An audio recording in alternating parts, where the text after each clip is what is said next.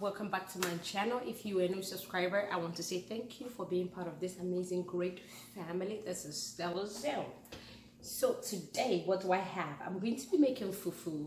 Again, I am on this whole ketogenic diet, or eating healthy plant-based, no carbs, or hardly the little carbs that comes in vegetables.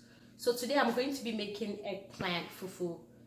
If you've not seen my fish pepper soup for ketogenic diet, please watch that video. You will see where I used about a quarter size of the eggplant that I bought to make my soup, and the remainder is going to be what I'm going to use to make my fufu.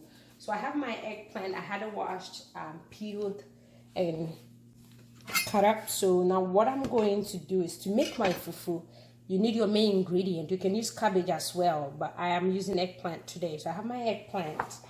And then what I have in here is some ground up flaxseed and chia seeds. So I have 1/3 cup of chia seeds and 1/4 cup of flaxseed, which you say blended, or I grounded in here to get this smooth consistency, this powdery consistency, and that is what I want. And sometimes when I make the fufu and I don't get that texture, it will give me that texture, but if I want it more thicker, I will add about 1 tablespoon of Psyllium Husk, which with the Psyllium Husk, the flaxseed and the chia seeds, it's going to give it that starchy look, that starchy consistency that you normally get when you are making fufu or banku, or fufu banku, Konkonte, eba.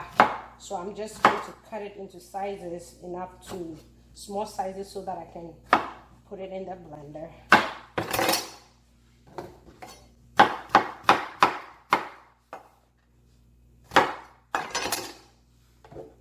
Don't lose any fingers. No.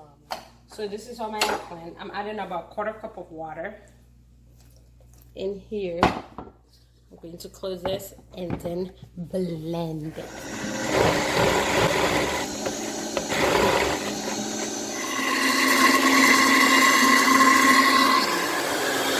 Next thing I'm doing is I have a wooden spoon, nice and clean.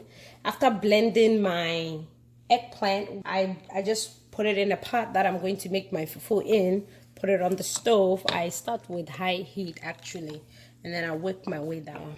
This is it. Keep stirring, keep stirring. I normally cook my veggie, whatever veggie I'm using to make the fufu. I normally cook it for 5 minutes before adding my flaxseed or my Psyllium Husk. Okay, so now I have my powdered chia and flaxseed. Sorry, so I just add a heaping 2 teaspoons. Okay, 2.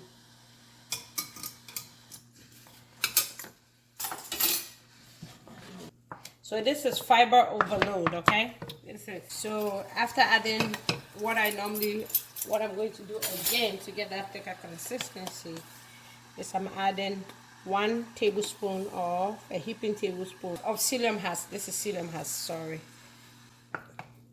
Don't worry, this will harden up once you get it off the stove. Then I cook it for another 5 minutes. Don't worry, don't think like this is so watery. Once you take it off, you will get the see. Do you guys see it now? See, you guys gelling. Yeah. Normally I like to use just the Psyllium Husk, but I found out that too much of it. Normally I will add like 2 tablespoons. And then I found out that was making me constipated because maybe I was not drinking enough water afterward. So mixing the flaxseed, the chia, and the Psyllium Husk, trust me, gets me going. This looks actually, my Steven is like, this is not appetizing. I'm like, I've never tasted Nigeria amala before, okay? But to me, it almost looks like amala. I've never tasted it before. I've seen it before, but never tasted it. And this, see how it gels up, and it looks like Konkonte. You see, it looks like Konkonte. So I don't know why Steven is saying it's not appetizing, but you eat Konkonte. After 10 minutes of cooking, our fufu, or whatever you want to call it, is our vegetable fufu is done. Okay, I have a saran wrap, and then I just Just wrap it like you make regular banku or fufu. So this is it. I'm going to let this cool down. All right. So you ask me, do I eat this whole thing? No. I can actually divide this into 3, or I can actually divide this into 4. I'm not going to finish this whole thing. This I probably will divide into 4. The reason being that because this is loaded with fiber, because of the chia seed, the flax seed, and the Psyllium Husk, you get fuller very quickly. So you cannot. I don't know. I've tried it and I've failed. Like, you can't finish this whole thing. Okay, so just tell me if this doesn't look like Konkonte. My Nigerians, that this look like amala. So I'm just going to let this cool down, and then it will harden up more, and it will be good to go with mine. You can have this with groundnut soup, with ABUNUBUNU. You can just any soup of your choice. You can even have this with a egusi soup. I think the other day that's what I did. I hope you enjoyed making vegetable or plant, whatever you want to call it, vegetable plant-based fufu with me. Okay, so you can throw away carbs. Are you saying there's no carbs? There are carbs in vegetables, but I believe not all carbs are the same. Vegetable carbs are okay. Besides, it's plant-based. Who cares?